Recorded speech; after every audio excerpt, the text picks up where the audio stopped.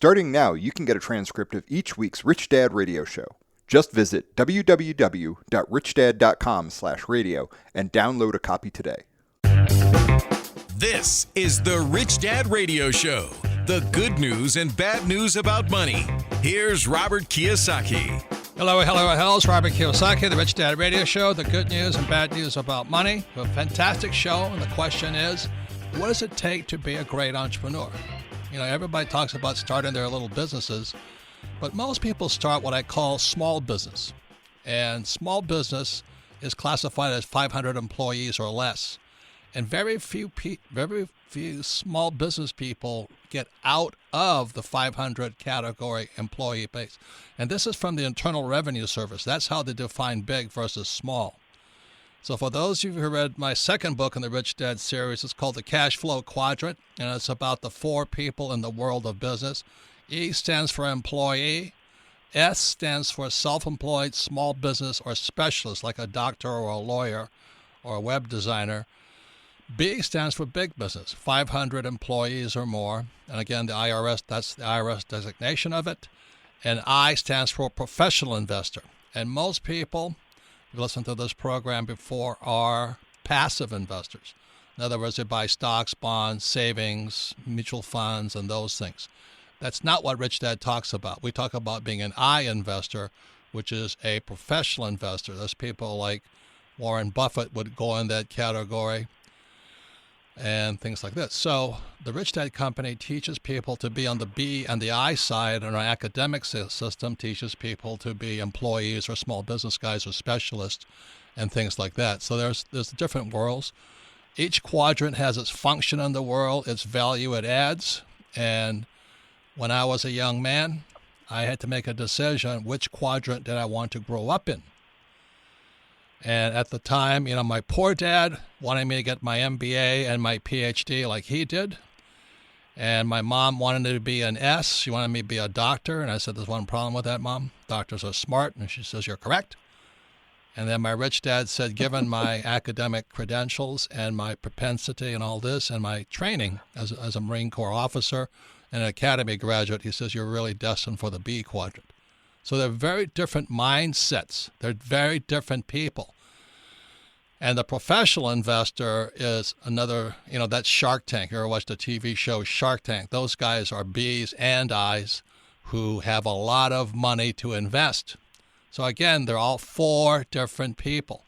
So on the program today is our special guest is Greg McKeown, and he's a speaker and best-selling author. His book is Essentialism, The Discipline Pursuit of Less, came out in 2014. And then my dearest friend, probably my long surviving friend so far, is Blair Singer. And he's a Rich Dad advisor, speaker, and best-selling author. He's author of Sales Dogs, Little Voice Mastery, and Code of Honor, Team Code of Honor. So anyway, we're going to be talking about what does it take to become a real entrepreneur versus a small business owner. Because small business owners, I hate to say it, are probably the most punished of all quadrants. They pay the highest taxes. Most regulations are written against them. And they don't have the funds to employ a professional team like with accountants, lawyers, bookkeepers, and all this. So for those of you who are small business or about to start a small business, this is your program. So welcome to the program, Greg. It's my pleasure to be with you today. Oh, thank you. And Blair, I don't know why you're in Ohio. I think it's cold there. But anyway, I understand you were there with your mom, which is very important. So welcome to the program, Blair. Thank you. Thanks for having me, as always. So, Greg, would you mind tell us what the message is in Essentialism and why people should buy your book? Well, listen, for a lot of entrepreneurs, their life is fast and full of opportunity, but the complication is they've been taught that they have to do everything for everyone all the time. And what that produces is people that feel stretched too thin at work or at home. They feel busy but not productive, and often a sense of sort of life living them where their day is hijacked by other people's agenda rather than really figuring out what is essential, eliminating what's not essential, and actually executing on the things that matter most. So you're talking primarily for the small business guy. Well, I don't think it has to be small business guy. I think it's about figuring out how you can make the maximum impact, potentially with the smallest footprint. I mean, I think there's the big business guy, there's the small business guy, but then there's also this additional category, which I certainly personally subscribe to, which is how can you have the maximum impact, the maximum revenue, the maximum profitability, but not necessarily by having the largest employee base of other organizations around that. I understand that, but in my opinion, you don't get to go from S to B if you're not efficient. There's just no way. So that's just I speak from real life experience. Blair does also. We have hundreds, thousands of people working with us, and we work on a mission basis. Most of them don't get paid, right, Blair? It's trying to be efficient, but you're right. I mean, we work with lots of people all over, like 30 countries around the world. So we're mission-driven more than money-driven. Well, for our guys, I mean, what's most important is, like you said, is an overlying mission. Is to improve quality of life for everybody in their communities by being the best teachers, leaders, and facilitators, and that by continually doing the greatest good to the greatest number at the least amount of cost to them. And so these are guiding principles. And again, I'm not sure how that fits into the essentialism formula, but it is a focus. And what happens is if they get off focus, if they start getting distracted by other stuff, then they're not on mission anymore, and then they got to be brought back in. Correct.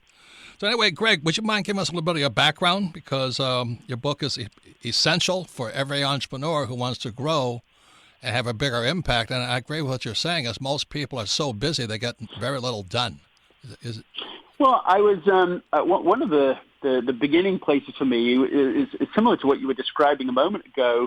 I think in some of your own journey, I was 20 years ago. I was at law school in England, and I was having an adventure in the United States, traveling around, visiting with people. And someone said in passing, "Look, if you decide to stay in America, then you should A, B, and C." And their question gave me permission to challenge and question what I had been given and what I was assuming was the path I wanted to take. And so I brainstormed, what would you do if you could do anything? And was struck by the observation that law school wasn't on the list, which, as I said, is inconvenient because that's where I was. And so out of this, I quit law school and instead pursued what was deeper in me, which was to teach and to write, but constantly to look for an insight that I thought to a big question. And the question that I was pursuing for these many years was this, which is, why is it that otherwise successful people and successful companies don't break through to the next level? And I worked with Silicon Valley companies trying to grapple with that question. Because at one level, people that are successful and organizations that are successful ought to be able to continue to be successful. They ought to break through to the next level. They ought to be able to scale if that's what they're trying to do, because they have all the advantages of being successful in the first place. They have all the resources that come from being successful. They have the employee count. They have people who want to work with them. They have people who want to partner with them. All of these things lead to a logical conclusion that you say, well, they ought to therefore be able to continue using that momentum to go to higher and higher levels of success. But when I looked at the data, when I studied the question, both in a research way, but also from practically working with Silicon Valley companies for a decade, I found that what should happen doesn't happen. And so that's why this question became so curious to me. Why is it that otherwise successful people and companies don't continue to be successful? So rather than jumping into my own answers to that, my own thoughts on that seems to be a question that I've grappled with. What are both of your thoughts about this? And what did you find out, Greg? Well, what I found was that what I call the paradox of success, which is that in the early days, you could often have a very small organization, small team focused on the right problem at the right time, and this would lead to success. So focus or clarity led to success. And that's, of course, what you want. But success produces a whole series of options and opportunities. So now we have clarity produces success, which produces options. And, of course, that sounds like the right problem to have, but it does turn out to be a problem if it leads to what Jim Collins has called the undisciplined pursuit of more. And to summarize that, we could just say to chaos. And so now you have the situation where clarity produces success, which produces options, which undermines the clarity that you had in the first place. It ultimately leads to chaos. And so what I learned is that large organizations, as well as small entrepreneurs, as well as individuals, have to learn how to become successful at success.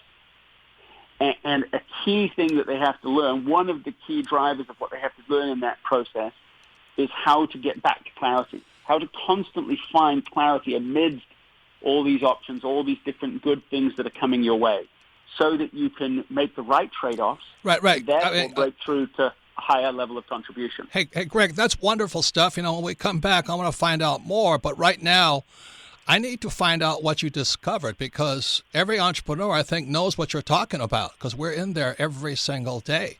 How do you go from small to bigger? How do you become more effective and all this? So when we come back, we want to find out more is what did you essentially find out? Because I think right now you're describing to me the problem, and every entrepreneur knows that problem. Every day we face it. We go to work. We have 9 million things hit us in the face. How do you get anything done? We come back, we'll be talking more about how do you become more effective, more essential, doing more with less in a world that's constantly bombarding you with more. You're listening to the Rich Dad Radio Show with Robert Kiyosaki. Don't be like Charlie. Charlie is that do-it-yourselfer who does himself in. Do-it-yourself is good for tile and grout. It is not good for asset protection. Charlie thought he'd save a few dollars forming his LLC online. With no guidance, he did it wrong. When he sold the property, he lost thousands and thousands of dollars. He did himself in by trying to do it himself. Don't burn yourself. Use Corporate Direct to set up and maintain your LLCs and corporations. Corporate Direct is owned and operated by attorney and rich dad advisor Garrett Sutton. Garrett wrote the bestsellers Loopholes of Real Estate and Start Your Own Corporation. He is Robert Kiyosaki's attorney for asset protection. He and his team will do it right. Visit them at corporatedirect.com or call 800-600-1760. Mention Rich Dad and receive $100 off your formation fee. That's corporatedirect.com. corporatedirect.com. Your financial education continues. Now back to Robert Kiyosaki and the Rich Dad Radio Show. Welcome back. This is Robert Kiyosaki, the Rich Dad Radio Show, the good news and bad news about money. You can listen to this radio program anytime, anywhere on iTunes or Android. And all of our podcasts are archived at richdadradio.com. And we archive them because in the real world of learning, repetition is how we really learn. In other words, you can't be a pro golfer taking one golf lesson. You got to go out there and practice a bit. So you can listen to this podcast again. So go to richdadradio.com. And what we're talking about today is very important because it's how do you get more done in a world that's pounding on you. I mean, I'm just looking at this everybody's happy about the Trump tax thing. But as you all know, it favors the rich, not the small business guy or the employee, the E or the S in the quadrant, Rich Dad quadrant. So today, the small guy has more regulations coming at him, and I've heard that small business guys spend 60% of their time in compliance. If you ever run a small business, you don't get much done because the government is on your back all day long. So we're talking today to Greg McKeown. He's a speaker and best-selling author. He's author of Essentialism, Disciplined Pursuit of Less, and my dear friend Blair Singer, Rich Dad Advisor. He's the author of Sales Dogs, Little Voice Mastery, Team Code of Honor. So let me talk to, like this. For a Rich Dad to go from small to big, we went out via a thing called licensing. So we licensed our brand to over 50 countries all over the world. So we have several thousand people working for us via licensing. Trump did the same thing. I know he's hated by a lot of people, but Trump is a license. But he's also a real estate guy. So I leveraged out also via my real estate company. Blair has a different type of business. So Blair, how did you leverage out from small to big? Or bigger, should I say? Yeah, well, we leverage out kind of a blend between the branding and a licensing. So we have licensed trainers all over the world, too. And they're excellent trainers, man. I'm so proud of you, Blair. You did a great job on them. Oh, thanks. Yeah, that's nice. I'll take that in writing. That's good. Yeah. So but they're very disciplined, and they use our intellectual property to work with small, medium, large businesses all over the world. So they have a lot of people, and keeping them. And what you're saying, Robert, is true, because what happens is you get thrown with more compliance, more crap, more things that you got to deal with. But if you're trying to say essential, Greg, if you're trying to say keep on mission. To keep on mission, you still get thrown more crap for you to have to deal with to keep in compliance and to keep that whole team lined up. So I don't understand sometimes how do you keep essential to the mission, but you still got to do that and get bigger. You still get thrown with more stuff, as what Robert's talking about. Yeah, it's horrifying what I call the academic elites and the bureaucrats load down upon entrepreneurs. I know why. They don't trust entrepreneurs, and most entrepreneurs, or a lot of them, are crooks and con men and scumbags. So the government must put out those regulations to try and keep entrepreneurs in check. But the question is how do you survive? How do you grow in a world that's run by academic bureaucrats? That's what makes entrepreneurs nuts. So, Greg, what would you have to say? What have you found out? What does your book, Essentialism, have to add to the entrepreneur out there who is swamped by regulations, taxes, employees, and all that stuff? How do you get ahead? Well, let's take a case study first of all, and let's approach it this way. If you had to put $1 into the S&P 500 in 1972 and hold that dollar constant in every single, like you put $1 into every single company in the S&P 500, the question is what would we predict would be the company that would return the greatest investment, or return on that investment, on that dollar, by 30 years later, like by 2002. Like which company? Actually, I'm just going to put that out to both of you. What would you predict? What company would give the biggest return? I don't play the stock market. Yeah, but I'm still curious to know which you would think, what you would predict. I don't really think about that because I don't need to be in the stock market to make my money. Yeah, I really don't think about it, honestly. No, I don't have a clue. Who would it be? So there's lots of companies you could choose, right? It could be Apple, could be Microsoft, could be Coca-Cola, could be McDonald's. It's none of these. The answer is Southwest. Southwest Airlines did it. How did they do it? Did they try and do everything for everyone? No. I mean, they were laughed at for the first 10 years. You've got Continental saying, who are these guys? They don't know what a real airline is. They don't give food to the passengers. They don't give assigned seating. They only do hub-to-hub flights. I mean, they in a sense, they were just mocked. But what they found over time is that they were incredibly profitable. Yeah, and also one more thing, because I was a Marine pilot. They use the same aircraft, the Boeing 737, possibly the most efficient aircraft ever designed. So they didn't have a parts issue, because I was a maintenance officer for the Marine Corps. And because they chose only the same plane, it meant everything in their process was simpler. So that they didn't have to have parts for all their different planes, for their international flights, for these things.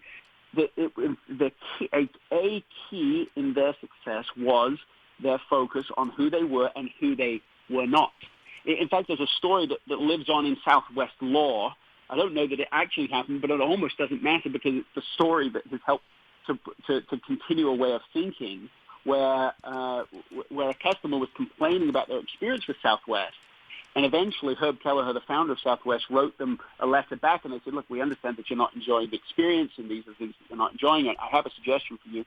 What I think you ought to do is fly Continental, because we're never going to be the things you want us to be, which is okay. You just need to be using a service that is what you want it to be. We're trying to serve a certain group of people. One of the groups they identified, in fact, were entrepreneurs, the people that wanted low-cost, affordable hub-to-hub flights in continental U.S.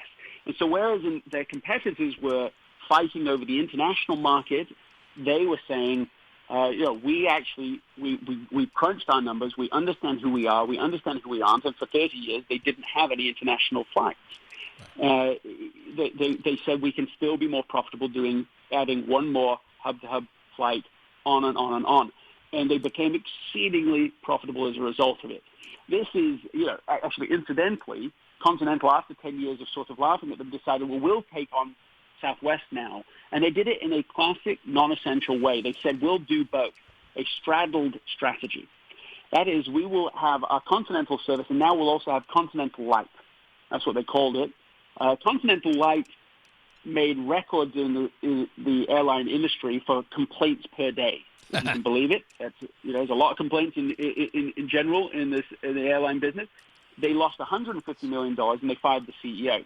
That's the result of trying to just be everything to everybody. So I think. So, Greg, right now, I don't think too many of us are going to run a Southwest. So, for the entrepreneur or the employee right now, I think I'll start my business.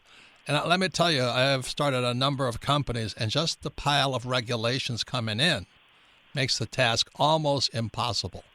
So, I know how to get out of that mess, but to get out of that mess, I had to become a big business owner.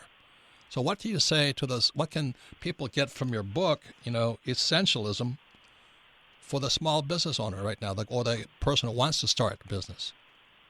Well, I think that there are really three things people need to do.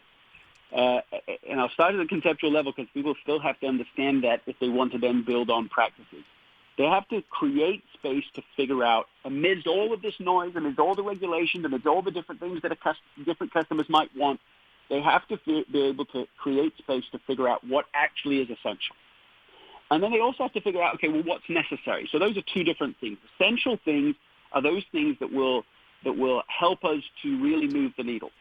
Necessary things are the things that if you don't do, you can't be in business. They won't make you successful, but you can't exist without doing them. And then you have nice-to-haves after that. And I think that if you use that as a prioritization system in a personal quarterly offsite, so I think not just even a business quarterly offsite, but a personal quarterly offsite in which you are really discerning and looking at your whole life, and you're saying, okay, what is essential personally and professionally? What is necessary personally and professionally? And then what are my nice-to-haves? If somebody will create the space to do that, they'll start to find that everything isn't equally important. They'll find that they can say no to a variety of non-essentials, even if their competitors are doing it, just like Southwest was. So we're just using them as a metaphor. Of course, most of us won't run an airline, but we can. No, it's a good lesson.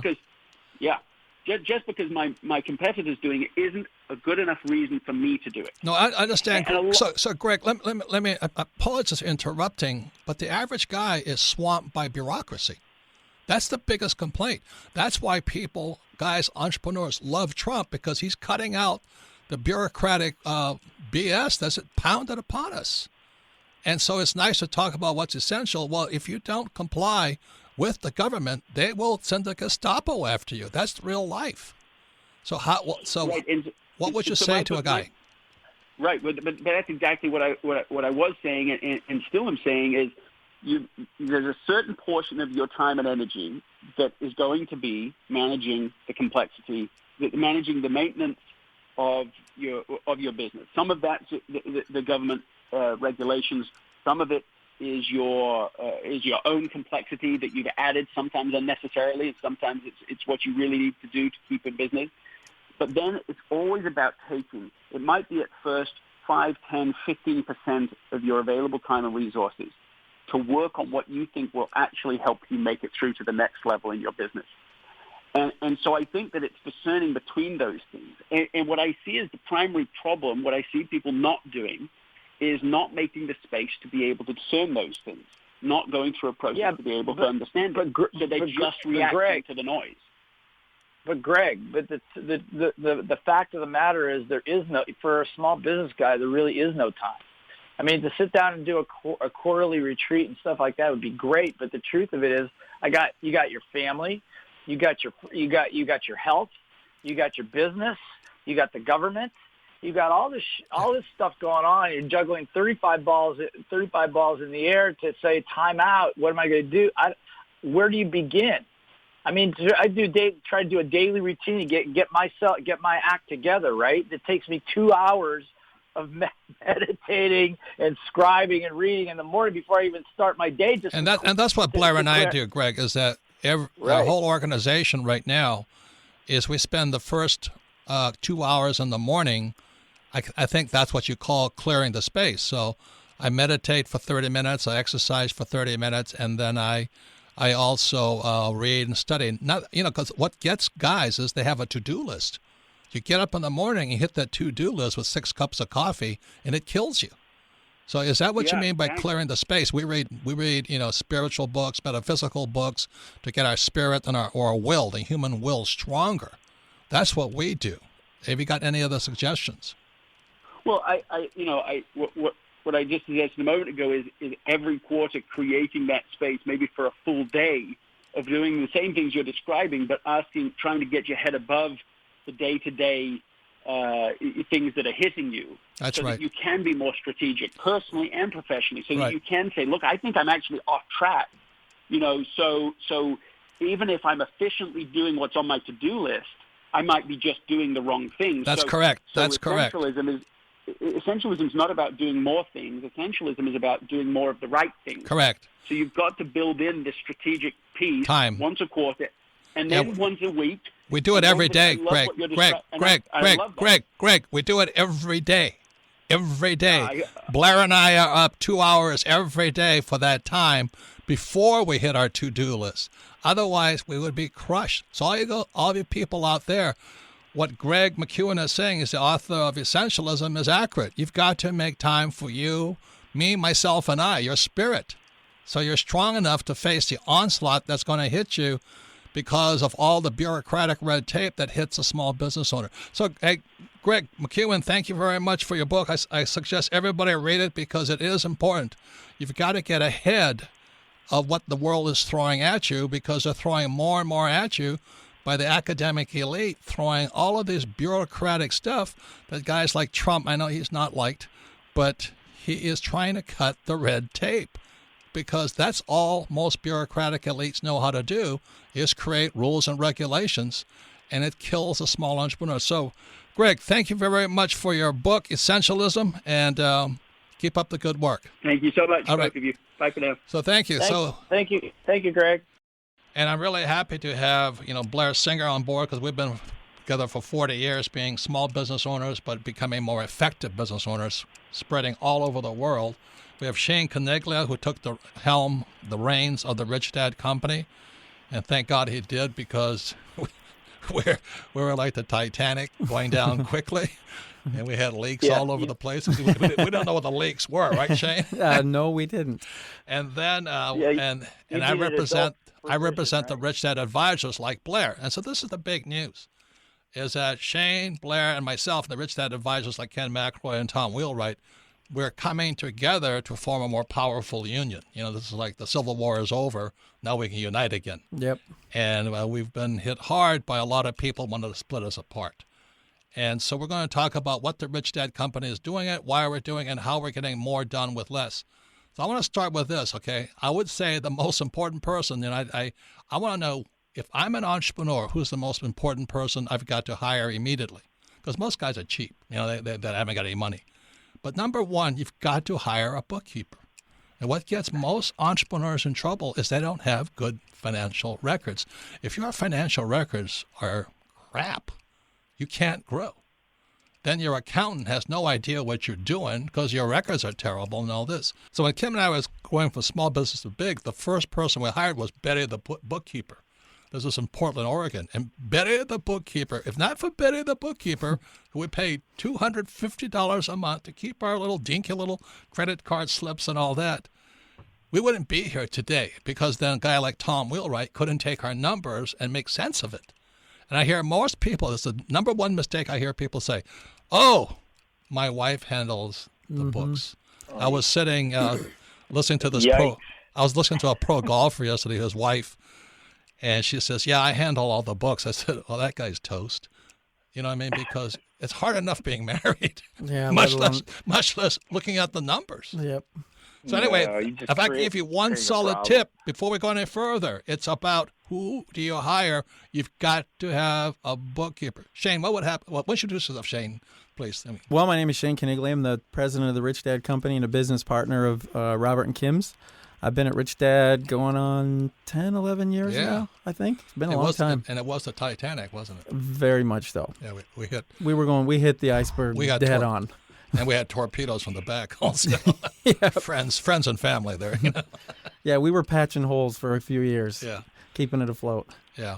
And what's your background? I mean, don't you have an MBA from Stanford or all that? No, I do not. I have an MBA from the School of Rock and Roll. That's right. Yeah, that I do. The School of Rock. Yeah, I skipped. When I graduated high school, it was one of two choices: either go on to college or go to rock and roll. And I played drums, and I said, "Forget that. I want to go. I want to go live my dreams." So I packed up. Oh God, yeah, I wouldn't replace that in a million years. No way. Yeah. Yep. No way. Yeah. And so, Blair, what's your background? Well, my background growing up here in beautiful northeastern Ohio. Jeez. That's how I met How did you get so lucky? As far away from this place. I got as far away from this place as I could get because the weather's always like it is today. It's wet, cold, and ugly. So I moved to Hawaii. That's where I met you. That's right. That's where we got started and started my first entrepreneurial business with a little ill-fated surf shop where I lost every penny that I put into it, but it had the best time of my life, and wouldn't trade it for anything. And the journey started there with a combination of taking some personal development programs and learning some business development, and that's been the journey ever since. And that's when your education really began into business, right? There's nothing like hitting rock bottom and bouncing for a while.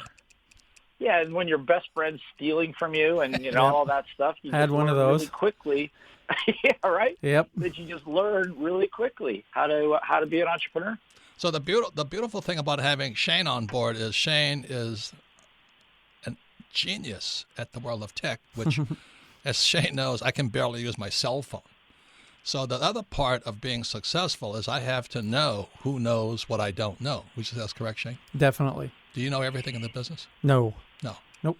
And that's one of the traps that people fall into, right? Yeah, they think they need to. They think they need to be the smartest person and know everything and tell everybody exactly what to do. Correct. And they never get ahead. Any other comments there, Blair? Yeah, and that mindset just keeps developing the further you go.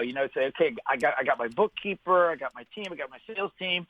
It's not on me anymore. But then as you grow bigger, then you put it all back on yourself again, and then you limit it again. I mean, we got 250 trainers all over the world, and I realized the only reason we don't have 500 is because I'm still standing in the way of it because I think stuff's got to go through me. So the psychosis of doing it on your own just never ends unless you and by the way, I think one of the other big things is having guys like Shane, you, Robert, Rich Dad Advisors around that hold stuff up in your face and say, hey, look, you jerk, this is what you're doing. Right. Take a look at it because you can't see the forest for the tree sometimes. That's why you need somebody to bust you out of those destructive patterns. Right. And so this is the whole point of my talk here is just what binds us together is our mission.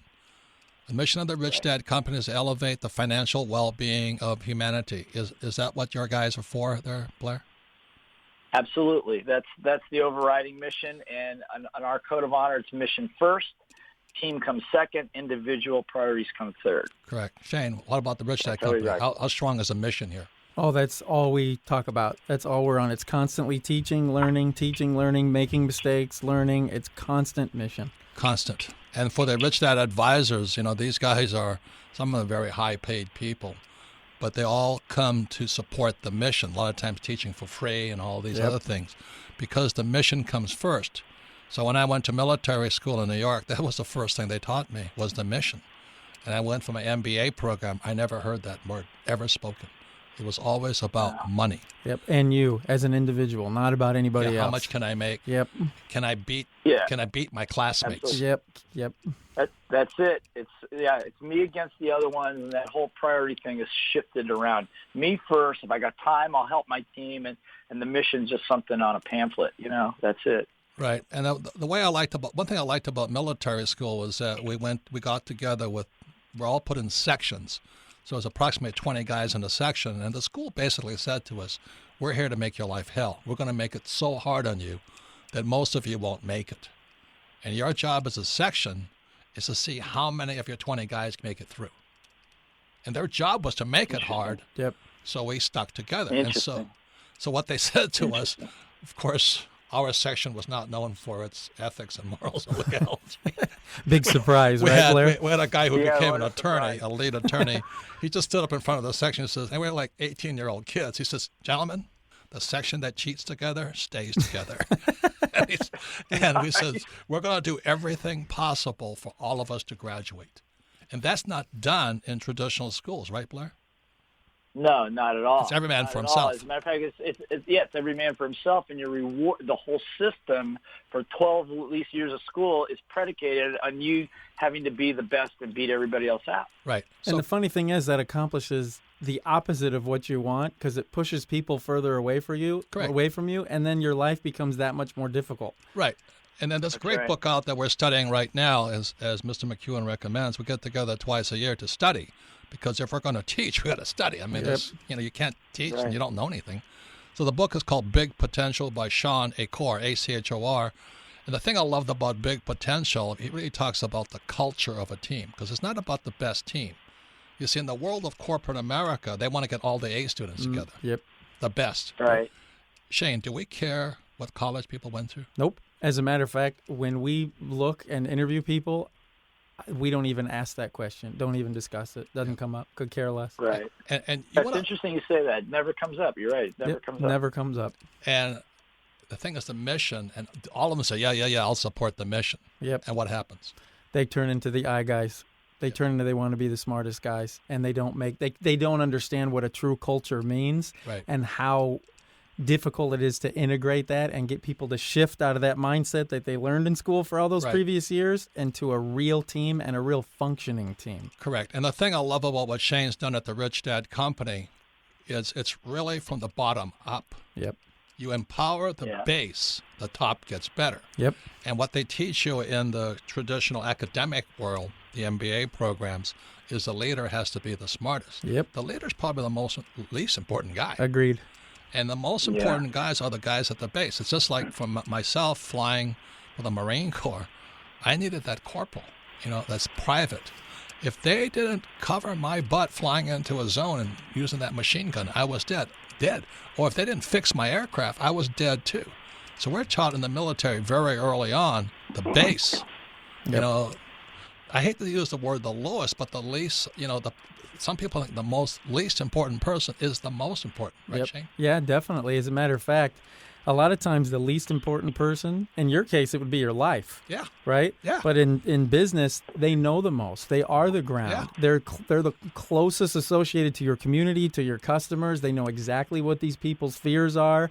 And a lot of times people won't listen to them because you're the lowest paid. You don't have the title that carries with your role, which is utterly ridiculous. What university did you go to? Yeah, it's ridiculous. Yeah. Blair, what do you have to say about that? I mean, do you care really if the person has a PhD from Harvard?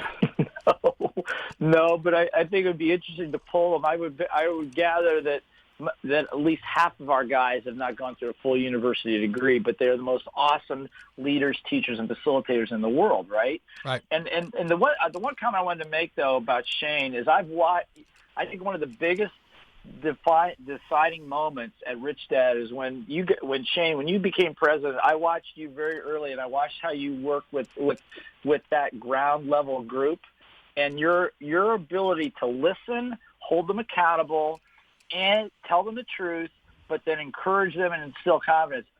I've not seen that style of leadership in a long time. I think that's one of the single biggest reasons that Rich Dad took off. So I just want to throw kudos to you on that. That was awesome. Right. Thank you, Blair. I appreciate that. Thank you. Yeah. And so for those, going to military school was great because Shane and I talk about it all the time. It's not the best team that wins. No. Because a lot of people in corporate America put the A students together. Yep. You went to Harvard, you went to Stanford, you went to Oxford. They're the best team on paper. Yeah, the best team. But it's the best team with the best culture. Yep. And that was the thing Shane and I talk about as a Marine. When the first time I saw Navy SEALs in Vietnam, I kept saying to myself, who are those guys? Because the Navy SEALs had a different culture than the Marines. Not that one's better or the other, but their culture was different. And today, everybody knows what Navy SEALs are, but in 1971, we didn't know who those guys were. But everybody now asks, who are those guys?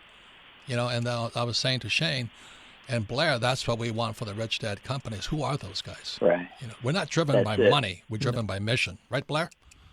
That's right. And, you know, that line is a line that I live to watch, I live to see around the world. They go, who are those guys? Who are those guys? Are you part of those guys? Because that whole mystique about that team is when you stand in front of a room and say, do I pay you? No. Do you pay me? Yes. To be honest, why are you here? And they profess the mission with tears in their eyes, and they commit their lives and their endeavors and all of their energies to it. You can't buy that. You can't groom that in a school. You can't buy it. You can't bribe it. You can't do anything. It's there, and a job of a leader is to find the people that have got it and help mine it. And because people want to be part of something bigger than themselves. What Blair was talking about, I was in Brazil and I was in trouble teaching a class. I said, hey, Blair, I need help.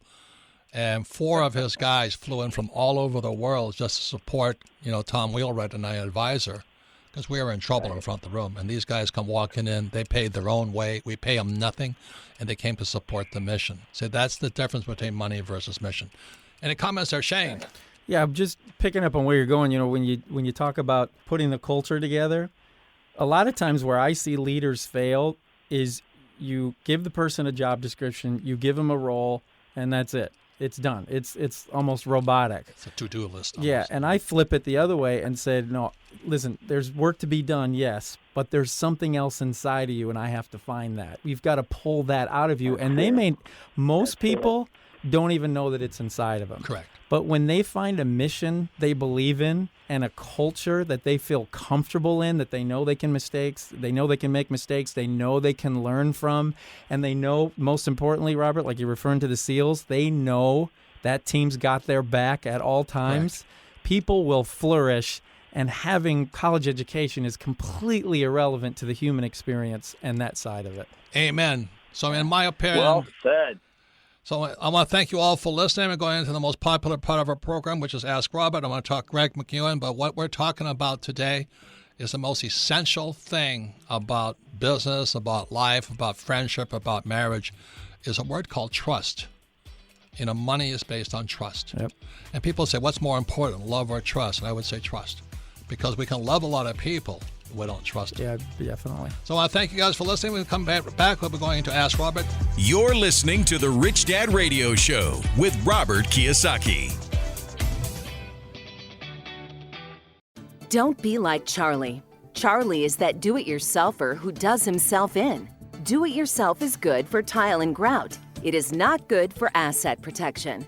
Charlie thought he'd save a few dollars forming his LLC online. With no guidance, he did it wrong. When he sold the property, he lost thousands and thousands of dollars. He did himself in by trying to do it himself. Don't burn yourself. Use Corporate Direct to set up and maintain your LLCs and corporations. Corporate Direct is owned and operated by attorney and rich dad advisor Garrett Sutton.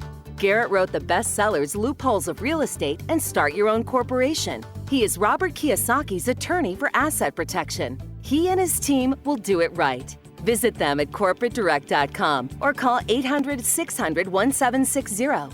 Mention Rich Dad and receive $100 off your formation fee. That's corporatedirect.com. corporatedirect.com. Log on to richdadradio.com while you listen.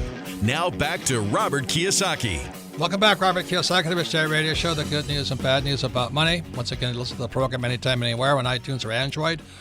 And all of our programs are archived at richdadradio.com. We archive them because if you listen to this program again, you'll learn a lot more. So if you have friends, family members, or especially business partners, this is an important program to listen to again and to discuss, because discussion is how you'll learn even more.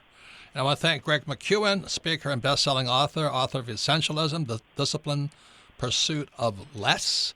And I thank him for his input there, is that especially in today's world where we have all these academic elites pounding on entrepreneurs with more rules and regulations we don't really want or need. Now, I know why you have them, because entrepreneurs have a bad habit of not being rule followers. So that's why you do it. As my friend says, he is one of the biggest. Anyway, I won't say what country he's from, but he always says to me, rules, regulations, those are just suggestions. That's a very big problem of entrepreneurs. And of course, we at Rich Dad do not endorse that. We recommend follow the rules, follow the regulations, and play the game of money as a professional. So I want to thank again Greg McKeown. I want to thank Blair Singer and Shane Caniglia. We're all bringing together the greatest team, like the Navy SEALs of entrepreneurship and education. Watch for us. We're coming out. And then now you can submit your questions to AskRobert@richdadradio.com. And so, Melissa, what's the first question? Our first question today comes from Chris in Tulsa, Oklahoma. Favorite book, Rich Dad, Poor Dad. He says, Robert, I know you've discussed having bad partners in the past. My question is, how did you and Kim recover from those situations? How do you not let them bring you down? Well, that's the reason that Blair and I and Shane, we talk about that, in the morning, you got to get prepared for the day. And what I do most of the time is I get up, 4 cups of coffee, and hit my to-do list. And by noontime, I'm burned. So that's why we're practicing Miracle Morning. But you got to get your spirit strong, emotion strong, body strong, and your mind strong to face the day. And don't hit that to-do list until you're ready to face the day. Any comments on that, Shane? One thing I can say as an entrepreneur is over time, you expect that to happen. Somebody's going to screw you over. Going to happen. Yep. Somebody's going to steal from you. Somebody's going to do something. So as Robert just said, being prepared for it and expecting it and understanding that it's just part of the learning process. It's part of the human experience as you go through being an entrepreneur. And, the old famous cliche saying, what doesn't knock you down only makes you stronger. There's a lot of truth to that. So when you say when he makes the comment about how do you not let that knock you down, you don't have a choice. You're an entrepreneur. That is not an option that's on the table. So, Blair, have you had bad partners? I can make a list. I think it turns out that your friends become your enemies. Your enemies become your friends. Sometimes it's hard to discern between them, but exactly what Shane said, it's not that if it's going to happen, it's going to happen, and it's going to happen more than once. So rather than getting hit blindsided, like, how I'm such a nice guy, why is this happening to me? Just know it's going to happen to you. And they go, okay, good. So what do I learn? And so one of the things you and I've talked about, Robert, is that it's a gift. You just look at it, Amen. You get stung, and it's a gift. Okay, I've just been given this gift. Now, how do I unwrap it and get better as a result of it? That's the only way to look at it. And that's why this book I recommend is called Miracle Morning. Just get ready for the day because it's going to come at you. Most employees don't really have to face that hard a day. But as an entrepreneur, you got everything coming at you, especially bad partners. And yet the most important thing is every bad partner has delivered a message to me. And although I hate the message, it was an opportunity to learn, grow, and become a better person. So although I really have no fond memories of the person, I do appreciate, I call it God. God sent this horrible person into my life to tell me something, deliver a message. And every message has been priceless, but Shane's had to clean up the mess, right, Shane? A few times. Yeah, a few times. We've had some horrible partners, haven't we? Yeah, and they keep coming. They keep coming. And the more successful you get, the more they want to do business with you. Yep. Blair, what do you want to say? To your point is that, we also have the expression, sometimes it takes a bad deal to find bad partners find good partners. Yep. Is that in that mess, now you're in a mess, who are the people that help support you to get out of that mess? And in those bad times is when you sometimes find your best resource. Next question, Melissa. Our next question comes from Whitney in Las Vegas, Nevada. Favorite book, Midas Touch. How do you know when it's time to bring on more help? I've got 10 employees and we're managing well and growing. I feel it's time to expand, but I'm hesitant to take the step. Any advice on knowing when it's really time? That's a great question. I'll just say this much. If your business, there's like 3 people you've got to have. You've got to have that bookkeeper. You've got to have an attorney, and you've got to have an accountant. If you don't have that, you're not professional. So don't grow. If you're not professional, don't grow. The second thing is your accountant, your bookkeeper, and your attorney. You'll probably outgrow them if you're ready to grow. But that's kind of when the lawsuits come too. So the minimum is a bookkeeper. You have to have an accountant to make sure your records are clean, and an attorney to make sure you don't break the law. Right there, Shane? Yep. And remember this, when you're hiring people, we talked about this earlier in the show. A lot of people fall into the trap of expanding the business. Yes. No, what you're doing is expanding your culture. You're bringing more humans into the mix. Therefore, you're bringing what potentially could cause bigger problems, even though you're trying to expand. So what you're expanding is your team, is your culture. So you have to make sure that that team is ready to accept that role, and you understand they understand there's clear reasons why they're expanding, and they have to indoctrinate them in. It's a process you have to go through. But wouldn't you say that was the biggest problem for Kim and I, is we hired people, but we didn't bring them into our culture? Definitely. 100% of the problem. Yeah. And that's we were throwing, I'm sorry to interrupt you, we were throwing, it's another age-old rule, is that, it's the warm body breathing. I don't know, I need work done, so just bring a warm body in to get it done. Well, you have to manage that, but you have to remember, every warm body that comes in, humans add friction. Yeah. That's what teams do. So remember, you're expanding the culture. If the culture is functioning at a high level, then I can guarantee you your business will expand naturally. If the culture is functioning, it'll spit out the person who doesn't belong to that Absolutely. culture. They will self-expose. Anything you want to say there, Blair?